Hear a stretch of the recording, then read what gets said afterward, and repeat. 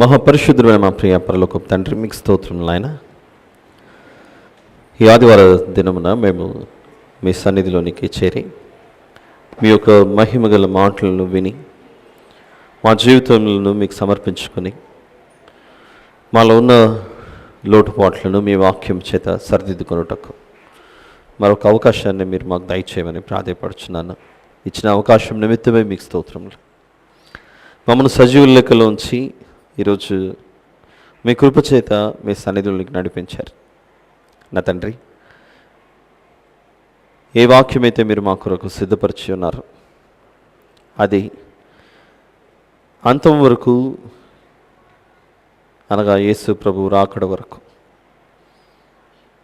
మాకు ఎంతగానో ఉపయోగపడి మీ వాక్యం చేత మమ్మల్ని మేము జాగ్రత్త పరచుకునేలాగున నేటి సందేశం ఉపయోగపడటకు సహాయం చేయండి. మా అందరితోనూ మీరు మాట్లాడండి. మా జీవితంలో మీకు సమర్పించుకుంటా ఈ కృతజ్ఞతాస్తుతి ప్రార్థన మా ప్రభువును ప్రియరక్షకుడైన యేసు ప్రభు వారి పేరిట మీకే సమర్పించి ప్రార్థించి వేడుకుంటున్నాను తండ్రి. ఆమేన్.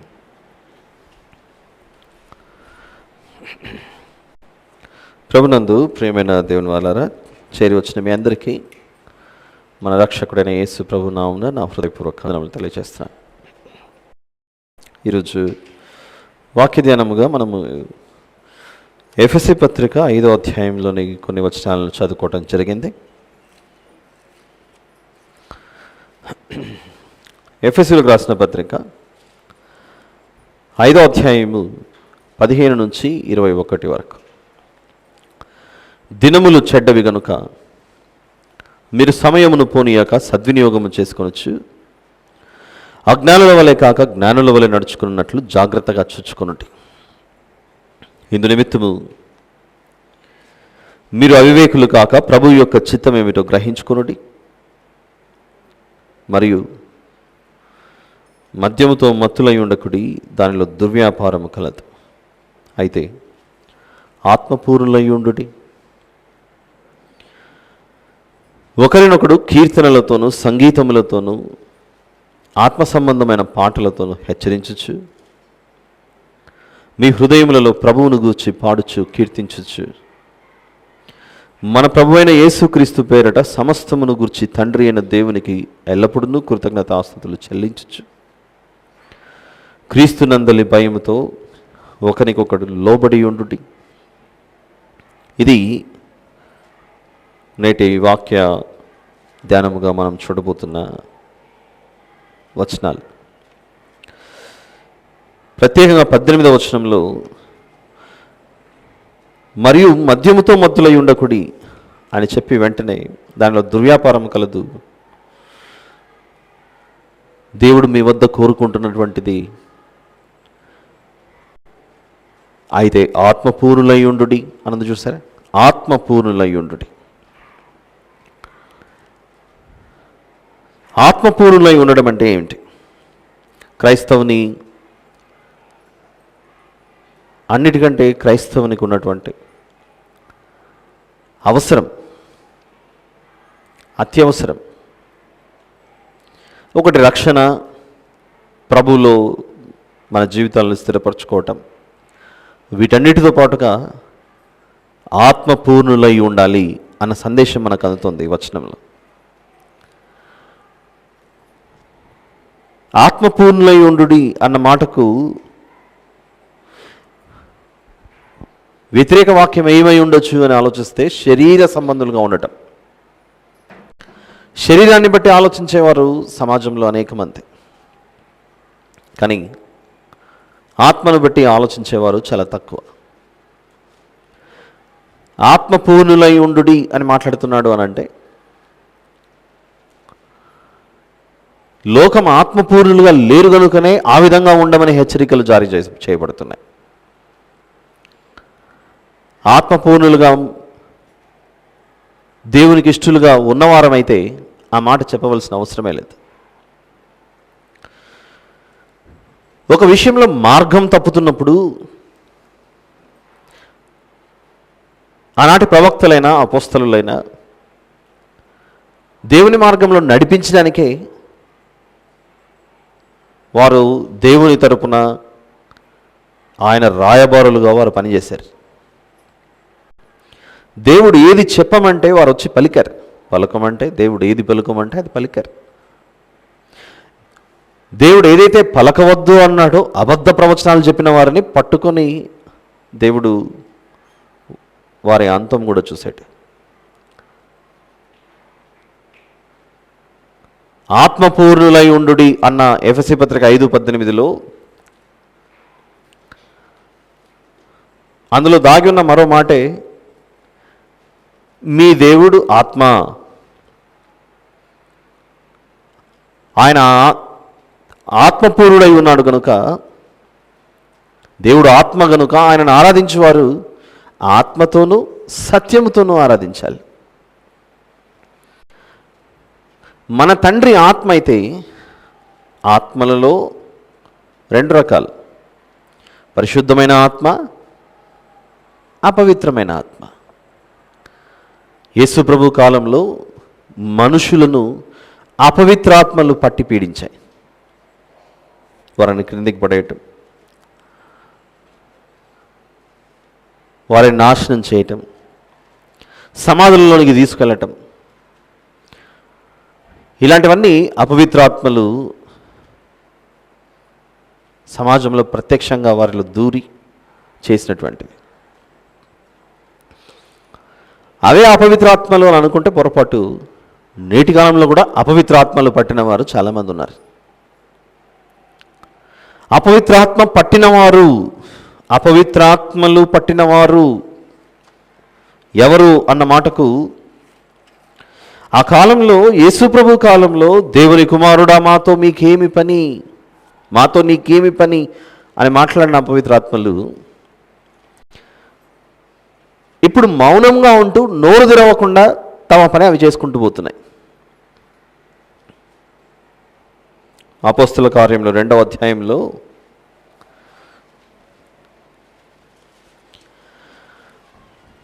38వ వచనం, అపవిత్రాత్మ పట్టినవారు, పరిశుద్ధమైన దేవుని ఆత్మ లేకపోతే వారిలో అపవిత్రాత్మ ఉన్నట్లే. అపోస్తుల కార్యములు 2వ అధ్యాయం 38వ వచనాన్ని చూద్దాం. 38, మీరు మారుమనసు పొంది పాపక్షమాపణ నిమిత్తము ప్రతివాడు యేసుక్రీస్తు నామమున బాప్తిస్మం పొందుడి, అప్పుడు మీరు పరిశుద్ధాత్మ అను వరము పొందుదురు. మనిషిలోనికి దేవుడు ఏర్పాటు చేసిన పరిశుద్ధాత్మ మనలోనికి ఎప్పుడు ప్రవేశిస్తాడు అని అంటే, మనిషికి మారు మనసు కలిగి పాపక్షమాపణ నిమిత్తం బాప్తిస్మం తీసుకున్న రోజు అపవిత్ర ఆత్మకు మన శరీరంలో నుండి చోటు లేకుండా పరిశుద్ధమైన ఆత్మకు మనం ద్వారం తెరిచిన వరం అవుతాం. ఆనాటి కాలంలో ఒక వ్యక్తిని సమాధిలోనికి తీసుకెళ్ళి ఒక పెంకు తీసుకొని శరీరాన్ని గోకుకుంటూ గాయపరుచుకుంటూ, కొందరినైతే క్రింద పడి వేసి ఎక్కడ నిప్పు కనబడితే అందులో పడేయటము, అలాంటివన్నీ చేసినవి ఆనాటి అపవిత్రాత్మలు. కానీ ఇప్పుడున్నటువంటి అపవిత్రాత్మల ఉద్దేశం, లక్ష్యం, ఈ అపవిత్రాత్మలు మనుషుల్లోనికి దూరి వారినేమో భూమి మీద ఉన్న వాటితో హింసిస్తే, ఇప్పుడున్న కాలంలో నీవు భూమి మీద ఉన్నది దేవుని ఆత్మలు కలిగి ఉండాలి అన్న సందేశం వారికి అందకుండా పాతాళములోనికి, నిత్యాగ్నిలోనికి తీసుకెళ్లే పనిలో మౌనముగా వాటి పని అవి చేసుకుంటూ వెళ్ళిపోతున్నాయి. వాటి పని అవి మౌనంగా చేసుకొని పోవడం అంటే ఏంటంటే, దేవుని గురించిన విషయాలను ప్రపంచానికి అర్థం కాకుండా చెయ్యటమే దుష్టుని యొక్క పని. ఎఫెసీ పత్రిక 5:18 వాక్యధ్యానముగా మనం చూస్తున్న మాట, మీరు ఆత్మపూర్ణులై ఉండుడి అన్న మాటలో మనం ఆత్మపూర్ణులుగా లేము కనుక ఆ మాట చెబుతున్నాడు. ఆత్మపూర్ణులుగా ఉంటే ఆ చెప్పవలసిన అవసరం ఎందుకు వస్తుంది? లోకం ఆత్మపూర్ణులుగా లేరు. ఏ ఆత్మ? దేవుడు ఇష్టపడిన ఆత్మ, దేవుడు మెచ్చుకునే ఆత్మ. నేను పరిశుద్ధులైన కనుక మీరు కూడా పరిశుద్ధులై ఉండుడి అన్న ఆ పరిశుద్ధతను కలిగిన ఆత్మతో మనం లేము. లోకం ఆ పరిశుద్ధమైన ఆత్మ లేకపోవడం వలన తన అపోస్తలులను పంపించి ఆనాటి ప్రజానికానికి మీరు వెళ్ళి లోకానికి చెప్పాలి, మీరు శరీర సంబంధంగా జీవించకండి, ఆత్మపూర్ణులుగా జీవించండి. శరీర సంబంధంగా జీవించడం అంటే ఈ లోకమే శాశ్వతమైన లోకం అనుకుంటూ లోకాశల మీద ఆశ పెట్టుకుని శరీరాశ, నేత్రాశ, జీవబుడంబం వీటిలో పడిపోయి దేవునికి దూరస్థులు అయిపోవడమే.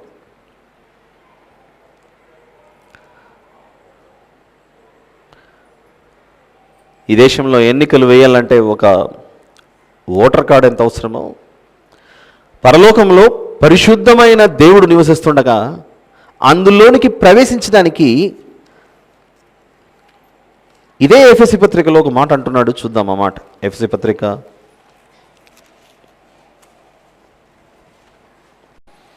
4వ అధ్యాయం 30వ వచనం. ఎఫెసీ పత్రిక 4:30. దేవుని పరిశుద్ధాత్మను దుఃఖపరచకుడి. దేవుని పరిశుద్ధాత్మను దుఃఖపరచకుడి అని అంటే నీతో కలిసి నివసించుటకు దేవుడు మనకిచ్చిన ఈ శరీరమును దేవుని ఆలయములో పరిశుద్ధమైన ఆత్మగా పరిశుద్ధాత్మ దేవుడు మనల్ని నివసించాలని ఆశపడుతుంటే, నేను లోక సంబంధికునిగా జీవించాలన్న ఆశతో ఈ ఇంటిలో నుండి, ఈ నివాసములో నుండి, ఈ ఆలయములో నుండి పరిశుద్ధాత్మను బయటికి పంపించి వేసి అపవిత్రాత్మను ఆహ్వానించడమే. పరిశుద్ధాత్మను దుఃఖపరచకుడి అన్న మాటకు లోకం పరిశుద్ధాత్మను దుఃఖపరుస్తుందట. అయితే ప్రతి క్రైస్తవుడు గుర్తుంచుకోవాలి, విమోచన దినము వరకు ఆయన యందు మీరు ముద్రింపబడి ఉన్నారు. విమోచన దినము వరకు మనము ఆయన యందు ముద్రింపబడి ఉన్నామట. ముద్రింపబడటము అనంటే వీరు నావారు అని దేవుడు ఏర్పరచుకున్నాడట.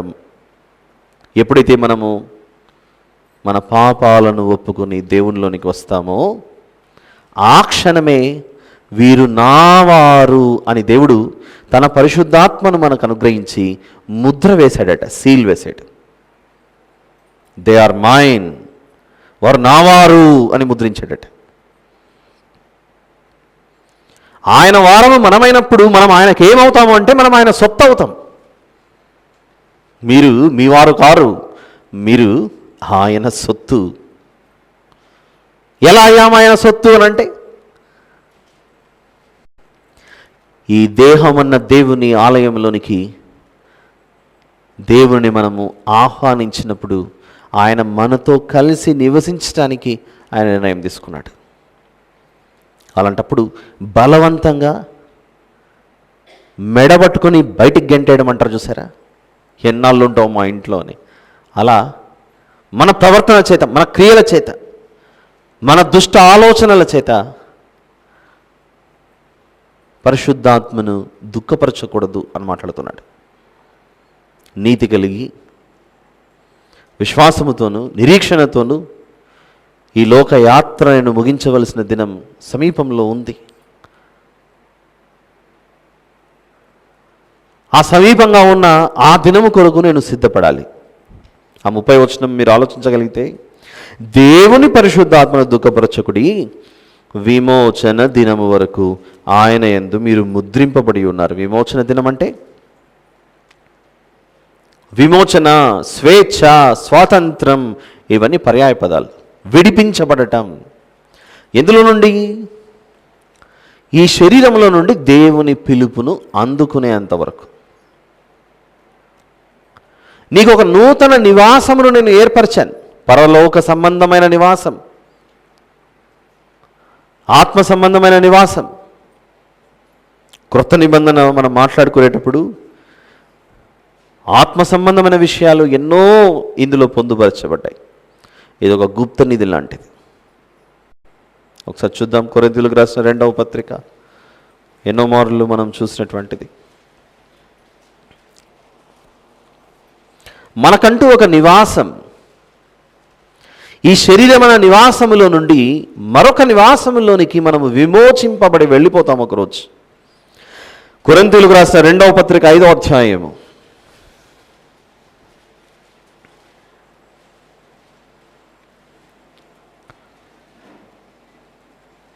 మొదటి 2 వచనాలలో, భూమి మీద మన గుడారమైన ఈ నివాసము శిథిలమైపోయినను చేతి పని కాక దేవుని చేత కట్టబడినదియు నిత్యమైనదియునైన నివాసము పరలోకమందు మనకున్నదని ఎరుగుదుము.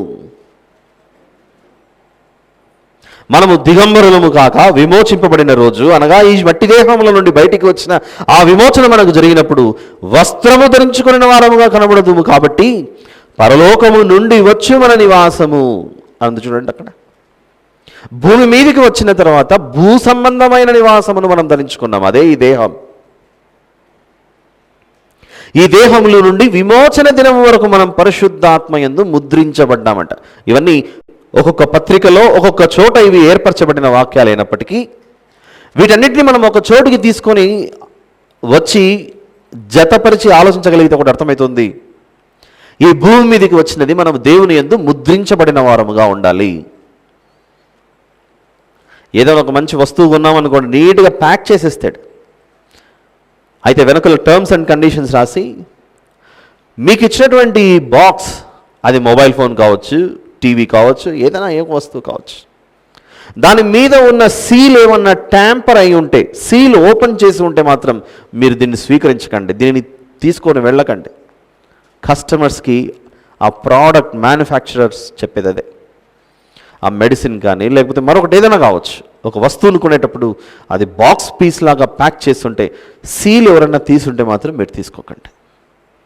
అది ముద్రించబడి సీల్ వేసి ఉంటేనే, నీట్గా ప్యాక్ చేయబడి ఉంటేనే అప్పుడు మీరు తీసుకెళ్ళండి. సీల్ తీసుంటే ఏంటి అర్థము? ఎవరో వాడేశారని అర్థం. పైకి క్రొత్తదిగా కనబడుతున్నా లోపల మాత్రం ఏదో పాత వస్తువు ఉండొచ్చు. అది మనం అర్థం చేసుకోగలిగితే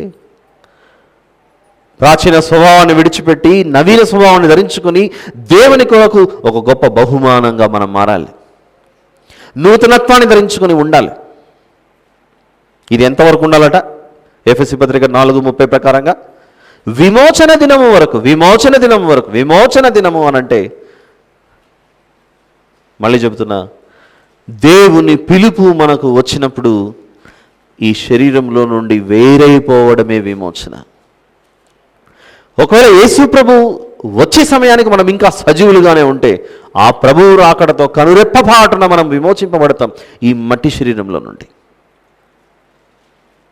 అందుచేత దేవునికి మారులుగా ఉన్న వారం మనం భూమి మీద. గత వారం విన్నాం, మన స్వరూపమందు మన పోలిక చొప్పున నరులను చేయుదుము అన్న దేవుని మాటకు అర్థం ఏంటి అని అంటే, వారు మాకు మారులుగా భూమి మీద ఉంటారు అన్న ఉద్దేశంతో చేశాడు దేవుడు. పరలోకమందు పరిశుద్ధుడుగా నేనున్నాను, భూలోకమందు ఓ ఆదాము నీవు నీ పిల్లలు ఉండాలి భూమి మీద. అది దేవుడి ఉద్దేశం. అయితే మానవుడు ఆదికాండం 6వ అధ్యాయానికి వచ్చేసరికి దేవుడు భూమి మీద భూమిని చూసినప్పుడు అది చెడిపోయి ఉందట. చెడిపోయింది అని అంటే మట్టి చెడిపోయింది, రాళ్ళు చెడిపోయాయి, పర్వతాలు చెడిపోయాయి అది కాదు. దాని మీద ఉన్న మనుషులు చెడిపోయారని అర్థం. దేవుని బిడ్డలుగా ఉండవలసిన వారు, పరిశుద్ధాత్మ చేత ముద్రింపబడి ఉండవలసిన వారు, జీవించవలసిన వారు ఆ పవిత్రాత్మకు చోటిచ్చారు. మన ఆత్మలను మన చేతులారా మనమే కల్మషం చెందించుకున్నాం. నిష్కలంకులుగాను, నిర్దోషులుగాను, పరిశుద్ధులుగాను, పవిత్రులుగాను ఉండాలి అన్న దేవుని కోరికకు వ్యతిరేకంగా, పూర్తిగా వ్యతిరేకంగా ప్రవర్తించిన వారు. ఈ 40 దినములు ఆలోచిస్తూ వస్తున్నాం యిర్మీయా గ్రంథాన్ని. ఏం నేర్చుకుంటున్నామని అంటే, ప్రజల హృదయాలు చెడిపోయి ఉన్నవి. సారాంశం అదే. తల్లిదండ్రులు లేని వారిని హింసిస్తున్నారట ఆ దేశంలో, విధవరాండ్రను దోచుకుంటున్నారట, అన్యాయముగా మోసం చేస్తున్నారు, లంచగొండులుగా మారిపోయారు, న్యాయమును తప్పి ప్రవర్తిస్తున్నారు, అన్యాయము చేయడానికి పరుగులు పెడుతున్నారు. సమాజం అలా ఉంది.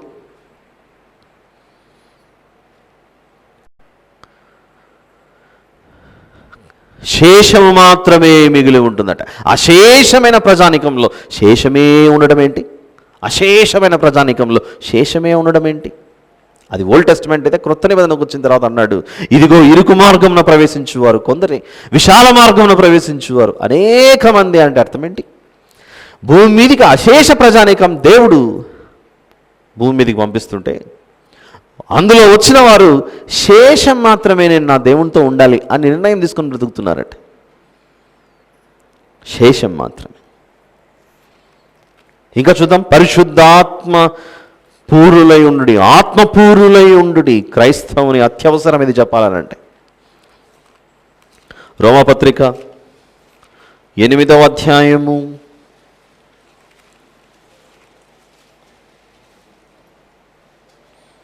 8 వచనములు 8-9 వచనాలు చూద్దాం. 8-9 వచనాలు. కాగా శరీర స్వభావము గలవారు దేవుని సంతోషపరచనేరరు. దేవుని సంతోషపరచాలి అనంటే ఎటువంటి స్వభావం కలిగి ఉండాలో చెబుతూ, దేవుని ఆత్మ మీలో నివసించి ఉన్న ఎడల మీరు ఆత్మస్వభావము గలవారే కానీ శరీర స్వభావము గలవారు కారు అని క్రింద ఫుట్ నోట్లో ఒక మాట అంటున్నాడు. ఆత్మయందున్న వారే కానీ శరీరమందున్నవారు కారు. ఆత్మయందున్నవారే కానీ శరీరమందున్నవారు కారు. ఆత్మానుసారులు ఎల్లప్పుడూ పరసంబంధమైన వాటి మీద దృష్టి ఉంచి జీవిస్తుంటారు. దేవుని రాజ్యం అనగా పరలోకాన్ని పొందుకోవడానికి పరుగులు తీస్తూ జీవిస్తుంటారు. ఏ చిన్న పాపం చేస్తే నేను ఎక్కడ దేవుని చేతిలో దొరికిపోతానో అన్న భయంతో బ్రతుకుతూ ఉంటారు. ఆయన కునుకడు, నిద్రపోడు, నిన్న నేడు రేపు ఏకరీతిగా ఉండే దేవుడు అని అంటే అర్థం ఏంటి? సర్వమానవాళిని పైనుండి ఆయన ఏం చేస్తున్నారో అని చూస్తూ ఉంటాడట. పసిపిల్లలు ఇంట్లో తిరుగుతున్నప్పుడు పిల్లలు ఏం చేస్తున్నారో అని పెద్దలు కన్నేసి ఉంచుంటారు చూడండి. ఎందుకు? ఎక్కడ తప్పు చేస్తారు, ఎక్కడ తప్పటడుగులు వేస్తారు. బాల్యమందు వేసేవి తప్పటడుగులు, పెద్దగైన తర్వాత వేసేవి తప్పుటడుగులు. ఎన్నాళ్ళు మనం ఈ తప్పుటడుగులు వేసుకుంటూ బ్రతకాలి దేవునికి వ్యతిరేకంగా? వద్దు ఈ జీవితం. జ్ఞానం లేనప్పుడు వేసేవి, నడక నేర్చుకునేటప్పుడు తప్పటడుగులు, నడవడిక నేర్చుకునేటప్పుడు వేసేవి తప్పుటడుగులు. ఈరోజు మీరు ఇంటికి వెళ్ళిన తర్వాత మనమంతా ఇంటికి వెళ్ళిన తర్వాత ఆలోచించాలి. ఎన్ని మారులు తప్పటడుగులు మర్చిపోయి ఉంటాం మనం, కానీ తప్పుటడుగులు అయితే గుర్తుంటాయిగా. తప్పుటడుగులు అంటే తల్లిదండ్రులకు అవిధేయులుగా మారటం, దేవునికి అవిధేయులుగా మారటం. ఎన్ని మారులు దేవుడు ప్రకటిస్తున్నా ఆయన మాట వినకపోవటం. అందుకని మాట్లాడుతూ శరీర స్వభావం గలవారు దేవుని సంతోషపరచనేరు. వాగ్దాన దేశాన్ని స్వతంత్రించుకోండి అని యాత్రలో ఉంటే మాకు ఉల్లిగడ్డ లేదు, ఎర్రగడ్డ లేదు, ఉల్లిపాయలు లేవు, ఆకుకూరలు లేవు అని ఏడుస్తూ కూర్చున్నారట. లోక సంబంధమైన వాటి గురించి ఆలోచిస్తూ వీరు ఉన్నదాంతో సరిపెట్టుకుని తృప్తి పడవలసినటువంటి వీరు చూడండి అన్నమాట. సంఖ్యాకాండము దేని కొరకు ఏడుస్తున్నారో వీరు? కీరకాయలు లేవు, దోసకాయలు లేవు అనుకుంటూ ఏడుస్తూ కూర్చున్నారట. సంఖ్యాకాండం 11 దేవుని శక్తిని వారు ఆలోచించలేకపోయారు. మాకు ఆహారం పెట్టడానికి దేవుడు మన్నాను కురిపించగలడు ఆకాశము నుండి అని ఆలోచించలేకపోయారు. దేవుని శక్తిని ఆలోచించలేకపోయారు వారు. చూద్దాం సంఖ్యాకాండం 11 4-5 వచనాలు చూద్దాం. వారి మధ్యనున్న మిశ్రిత జనము మాంసాపేక్ష అధికముగా కనుపరచగా ఇశ్రాయేలీయులను మరలా ఏడ్చి మాకెవరు మాంసము పెట్టెదరు? ఐగుప్తులో మేము ఉచితముగా తినిన చేపలను కీరకాయలను ఉచితముగా తిన్నారా? వెట్టి చాకరీ చేశారు ఫరో కింద. ఆ గొడ్డు చాకరీ చేస్తూ ప్రభావమును విడిపించండి అంటే అప్పుడు దేవుడు మోషే గారిని పంపించి విడిపించాడు. వారి చెమటోర్చి సంపాదించుకున్నటువంటి చేపలు, మాంసములు, కూరగాయలవి. అలాంటి వారు దేవుడిచ్చిన దీవెనను పొందుకుంటూ దానిని తిరస్కరిస్తూ ఐగుప్తులోనే మాకు ఆశీర్వాదం ఉందని వాళ్ళు మాట్లాడుతున్నారు చూడండి వీరు. ఐగుప్తులో మేము ఉచితముగా తినిన చేపలను, కీరకాయలను, దోసకాయలను, కూరకాయలను, కూరాకులను, ఉల్లిపాయలను, తెల్లగడ్డలను జ్ఞాపకములకు వచ్చుచున్నవి. ఇప్పుడు మా ప్రాణము సొమసిల్లను, ఈ మన్నా కాక మా కన్నుల ఎదుట మరేమీ లేదని చెప్పుకొనిరి. ఆకాశముల నుండి మన్నాను కురిపించిన దేవుణ్ణి అడిగితే మరొక ఆహారం ఇవ్వడా? అలాంటి దేవుణ్ణి వీరెంత అవమానపరుస్తున్నారు. ఒకసారి ఆలోచిద్దాం. ఈ భూమి మీద దేవుడు మనకు ఏర్పాటు చేసిన సమస్తముగా ఆలోచిస్తే ఇదొక అద్భుతం, ఇదొక వండర్ల్యాండ్.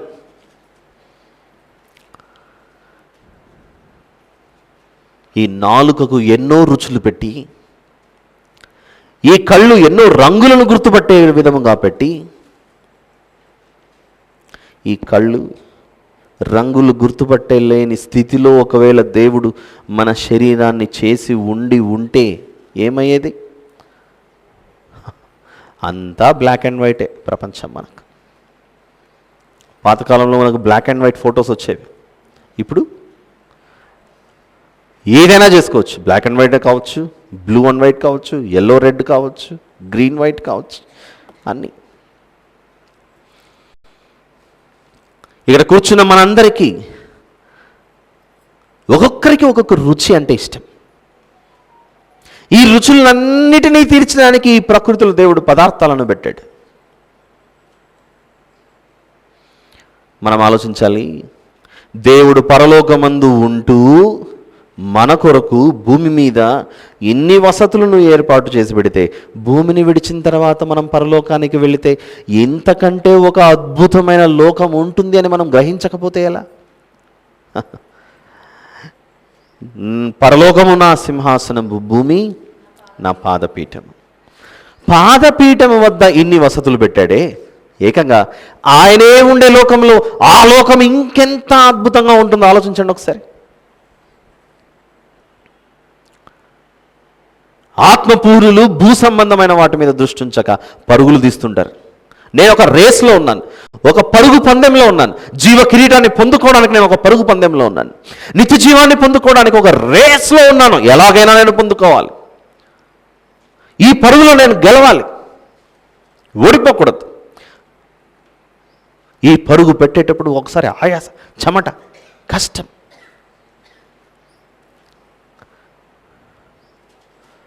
విజయ తీరాన్ని చేరుకున్న తర్వాత దేవుడు సబాష్ అని పిలిచి నీ మెడలో మెడల్ వేయాలి.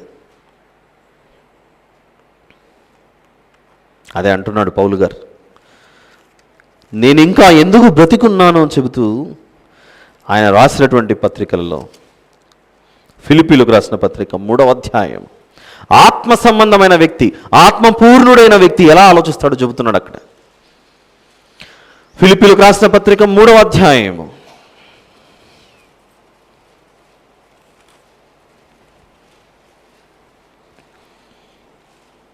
4 నుండి కొన్ని వచనాలు చూద్దాం, లేదా 3వ వచనం నుండి చూద్దాం. చాలా బాగుంటుంది ఈ వచనాలు. ఫిలిప్పీలకు రాసిన పత్రిక 3వ అధ్యాయము 3వ వచనం నుండి, శరీర సంబంధిగా ఉన్న వ్యక్తి ఆత్మ సంబంధిగా మారిన తర్వాత అతని జీవితం ఎలా ఉందో అని వివరిస్తున్నాడు. ఆనాటి ప్రజలకు మరియు ఇక్కడ కూర్చున్న మనకు కూడా. ఎందుకనగా శరీరమును ఆస్పదము చేసుకొనక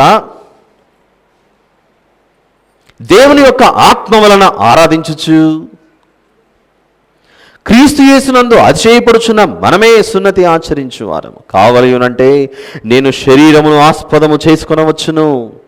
నో, నేను శరీరమునిక మీదట ఆస్పదముగా శరీరానుసారిగా నేను జీవించకూడదు అని నిర్ణయం తీసుకున్నాను. మరి ఎవడైనను శరీరమును ఆస్పదము చేసుకొన దలచిన ఎడల నేను మరి ఎక్కువగా చేసుకొనవచ్చును. ఈ లోకంలో కావలసినవని నాకు అందుబాటులో ఉన్నాయి. 8వ దినమున సున్నతి పొంది తిని, ఇశ్రాయేలు వంశపు వాడనై, బెన్యామీను గోత్రంలో పుట్టి, హెబ్రీయుల సంతానమైన హెబ్రీయుడనై, ధర్మశాస్త్ర విషయము పరిసయ్యుడనై, అన్ని విద్యలు నేను అభ్యసించిన వాడనై, ఆసక్తి విషయము ఒకనాడు ప్రభువు పునరుత్థానుడై వెళ్ళిపోయిన తర్వాత సంఘమును హింసించువాడనగా నేను బ్రతికేవాడిని. ధర్మశాస్త్రం వలన నీతి విషయము అనింతుడనై ఉంటిని. ధర్మశాస్త్రంలో ఏవైతే రాయబడ్డాయో అవన్నీ నేను చేస్తా కూర్చున్నాను. అయినను వెంటనే నాలో వచ్చిన మార్పు గురించి నేను మీకు తెలియజేయాలనుకుంటున్నాను అని ఫిలిప్పీ సంఘానికి పౌలు గారు రాస్తున్నారు ఆ పత్రిక. ఏవేవి నాకు లాభకరములై ఉండెనో, ఈ లోకంలో నాకు ఏవైతే లాభం అని అనుకున్నానో, నా శరీరానికి ఏవైతే ఆనందం కలుగజేస్తాయని నేను అనుకున్నానో, వాటన్నిటినీ ఇప్పుడు ఎలా మార్చుకున్నానంటే, నిశ్చయముగా నా ప్రభువైన యేసుక్రీస్తును గుర్చిన అతి శ్రేష్టమైన జ్ఞానము నిమిత్తమై సమస్తమును నష్టముగా ఎంచుకొని క్రీస్తును సంపాదించుకొని ధర్మశాస్త్ర మూలమైన నా నీతిని గాక క్రీస్తునందలి విశ్వాసం వలన నీతి అనగా విశ్వాసమును బట్టి దేవుడు అనుగ్రహించు నీతి గలవాడనై ఆయన యందు అగుపడు నిమిత్తమును నా గురి ఏ విధము చేతనైనను మృతులలో నుండి నాకు విమోచన. ఈరోజు మన వాక్య ధ్యానమే ఆత్మపూర్ణులై ఉండుడి, విమోచన దినము వరకు మీరు ముద్రింపబడి ఉండాలి పరిశుద్ధాత్మయందు అన్న మాటలతో ప్రారంభమైంది. ఇక్కడ చెబుతూ ఏ విధము చేతనైనను నా విమోచన సరిగా జరగాలి. విమోచన అందరికీ వస్తుంది, కానీ నువ్వు విమోచింపబడుతున్నది ఎందులోనికి? నిత్యజీవంలోనికా నిత్యాగ్నిలోనికా అన్న ప్రశ్న మనకు రావాలి. ఏ విధము చేతను మృతులలో నుండి నాకు పునరుత్థానము కలుగవలనని ఆయన మరణ విషయంలో సమానుభావము గలవాడనై ఆయన పునరుత్థాన బలమును ఎరుగు నిమిత్తమును ఆయన శ్రమలలో పాలువాడనగుట ఎట్టితో ఎరుగు నిమిత్తమును సమస్తమును నష్టపరుచుకొని వాటిని పెంటతో సమానముగా ఎంచుకొనుచున్నాను. ఇదిగో ఇది వరకే నేను గెలిచి తిని అనుకోవట్లేదు ప్రభువును తెలుసుకున్నంత మాత్రాన. పౌలు గారు ఎలా పట్టబడ్డారు? సంఘాన్ని హింసిస్తూ సిరియా దేశంలో ఉన్న దమస్కు మార్గానికి వెళ్ళుచుండగా మార్గమధ్యంలో సౌలా సౌలా నీవేళ నన్ను హింసించుచుంటివి అని ప్రభువు పిలుపు వినబడగానే క్రిందపడి ఆయన నేత్రములు కనపడేవాడిగా మారిపోయాడు. ప్రభువా నీవెవడవు అని అడిగినప్పుడు నీవు హింసించుచున్న యేసును నేనే అంటాడు ప్రభు. ఎందుకు నాతో మాట్లాడడానికి నువ్వు వచ్చావు? నేను నిన్ను హింసిస్తున్నాను కదా అనంటే, నన్ను హింసించింది చాలు. నువ్వు ఏ ధర్మశాస్త్రంలో విన్నావో, ఏ ప్రవచనాలైతే విన్నావో ఆ ప్రవచనాల నెరవేర్పు నేనే. ఇదిగో నేను నిన్ను పంపబోవు ప్రతి ప్రాంతానికి వెళ్ళి నా తరపున నువ్వు నిలబడాలి. హింసించింది చాలు, ఇప్పుడు నువ్వు హింసించాల్సింది నన్ను కాదు, అపవిత్రాత్మలను హింసించాలి. అపవిత్రాత్మలను హింసించాలి అని అంటే ప్రపంచ మానవాళికి దుష్టుడు చేస్తున్న ఆ మోసాన్ని నువ్వు గుర్తుపట్టాలి, వాడి చేతిలో నుండి విడిపించాలి. వాడి చేతిలో నుండి విడిపించే పని నీకు అప్పచెప్తున్నాను.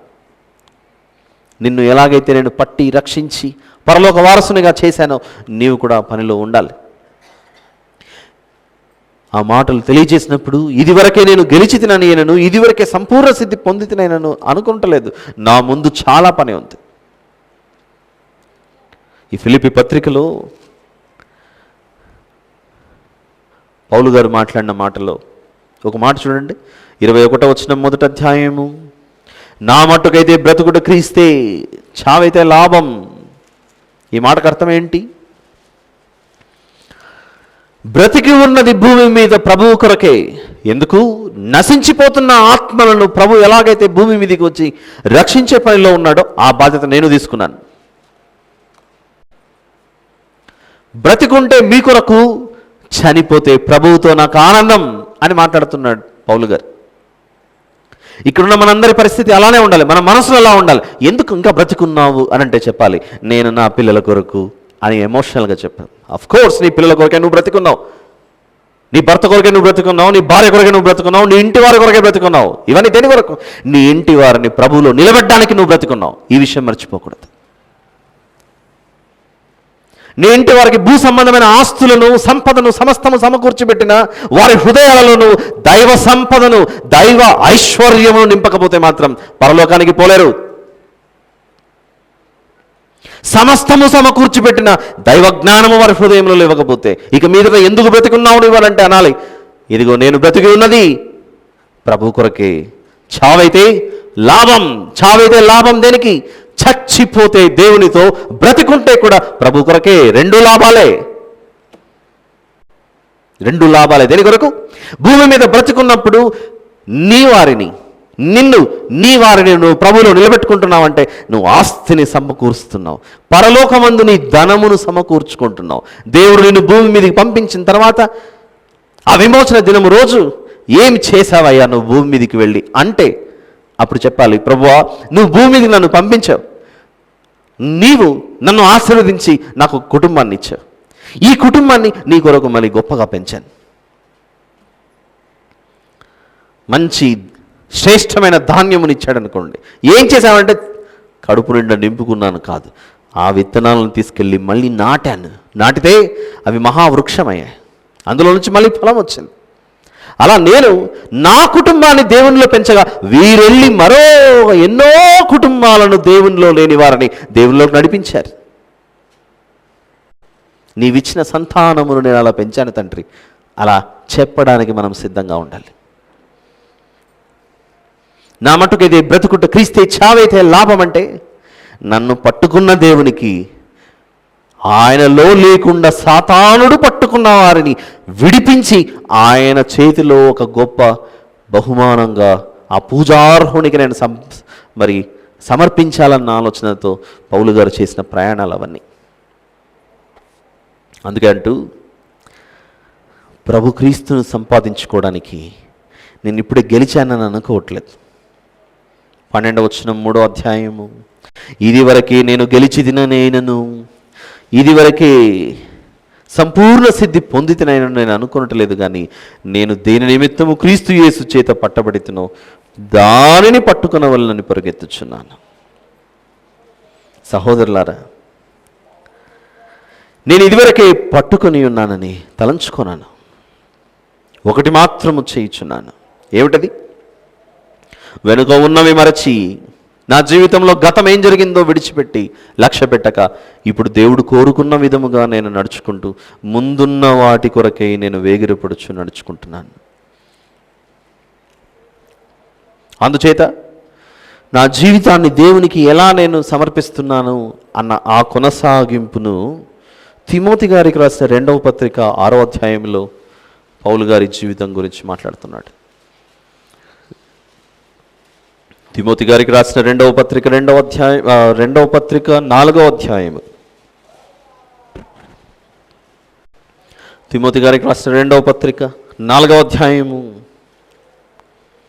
6 నుంచి కొన్ని వచనాలు. నేనిప్పుడే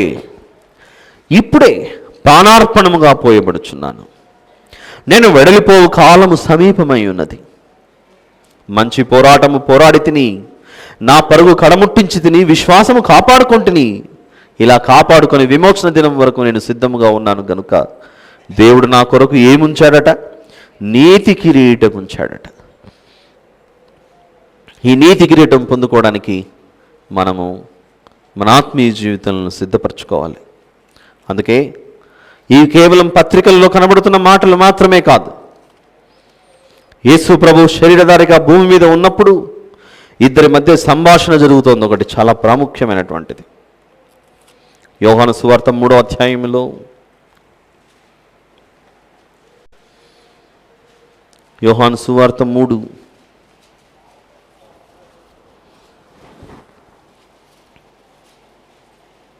వచనం కూడా 3 నుండి, అందుకు యేసు అతనితో, ఒకడు క్రొత్తగా జన్మించితేనే అని, క్రొత్తగా అన్న దానికి క్రింద ఫుట్ నోట్లో పైనుండి అన్నది చూడండి. పైనుండి అంటే పరలోకవాసిగా నీవు భూమి మీదనే మార్చుకోవాలి. పరలోకవాసిగా ఉండుటకు భూమి మీదనే మనల్ని మనం మార్చుకోవాలి. కొత్తగా జన్మించితేనే కానీ అతడు దేవుని రాజ్యమును చూడలేడని నీతో నిశ్చయంగా చెప్పుచున్నాను. అందుకు ముసలివాడైన మనుషుడు ఎలాగో తిరిగి జన్మింపగలడు అని నికోదేము అన్న వ్యక్తి అంటుంటే, 5వ వచనంలో దేవుడంటూ, ఒకడు నీటి మూలముగాను ఆత్మ మూలముగాను జన్మించాలి. ఆత్మ మూలముగా జన్మిస్తేనే మనకు పరలోకాన్ని పొందుకునే అర్హత మనం సంపాదిస్తాం. ఆత్మమూలముగా మనము లేకపోతే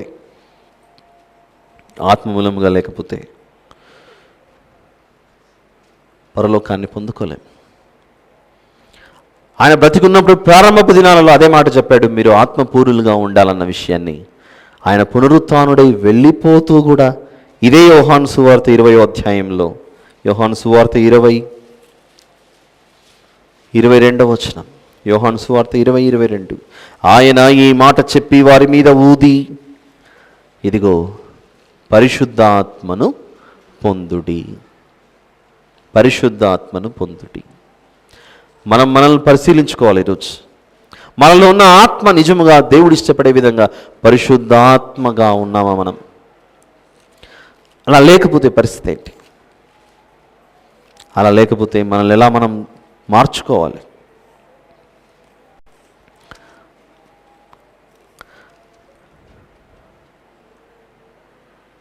మన ఆత్మీయ జీవితంలో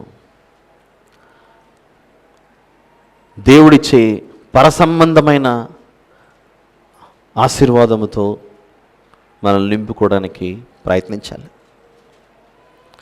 ఒకరు చనిపోయే సమయంలో అకస్మాత్తుగా మరణం సంభవించింది ఒక వ్యక్తికి. ఊహించలేదు ఈరోజు నేను చచ్చిపోతానని. ఆ క్షణంలో, ఊహించని క్షణంలో మరణం ఎదురైనప్పుడు ఆ వ్యక్తి ఎలా ఉన్నాడో, అతని సిచ్యువేషన్ ఎలా ఉందో, అతని పరిస్థితి ఎలా ఉందో చూద్దాం ఒకసారి. అపోస్తలుల కార్యములు 7వ అధ్యాయం. ఇంటిలో నుంచి బయలుదేరాడు బయటికి. బహుశా ఇంట్లో ఏమైనా చెప్పొచ్చాడేమో, మళ్ళీ సాయంత్రం అయితే ఇంటికి వస్తానని.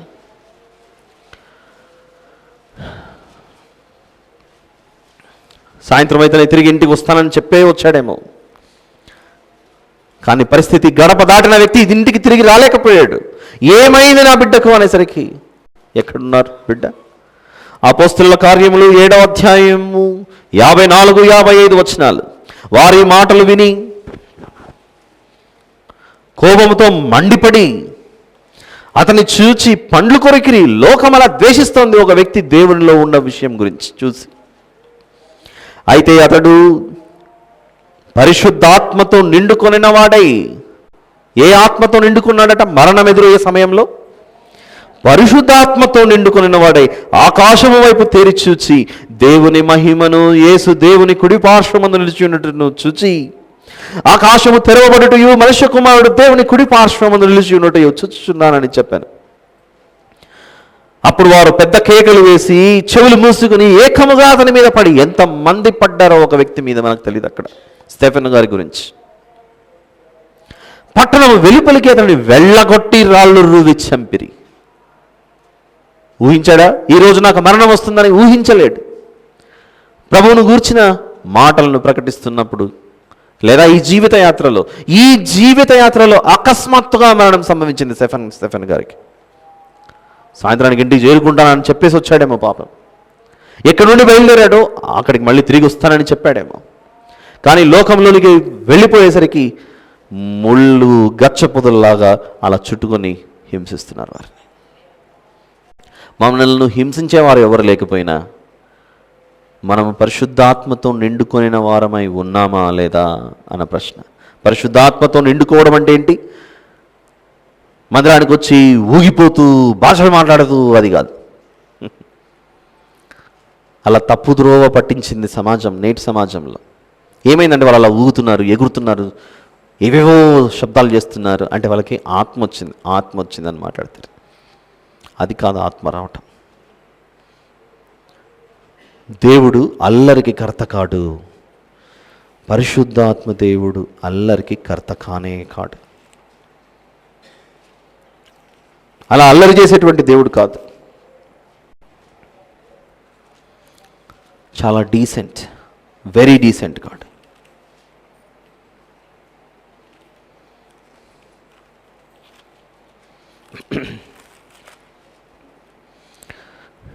ఈరోజు విన్నటువంటి వాక్యంలో మనకు అర్థమవుతుంది, మనము ఎట్టి పరిస్థితుల్లో కూడా అపవాదికి చోటు ఇవ్వకూడదు. చోటిచ్చామా మనల్ని మనమే నాశనంలోనికి, విపత్తులోనికి తోసేసుకున్న వారం అవుతాం. చివరిగా ఒక వచనం చూసి ముగించుకుందాం. కొరింథీయులకు రాసిన మొదటి పత్రిక 14 32-33 వచనాలు చూద్దాం. కొరింథీయులకు రాసిన మొదటి పత్రిక 14:32-33 వచనాలు.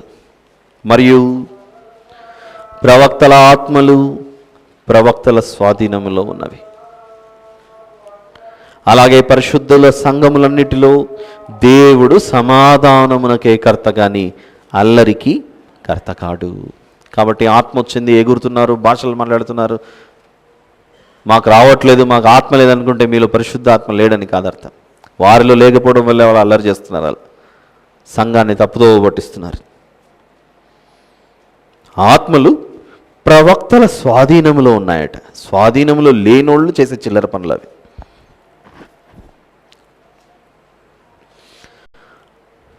పరిశుద్ధాత్మతో నిండుకున్నవారు సత్ప్రవర్తన కలిగి జీవిస్తారు.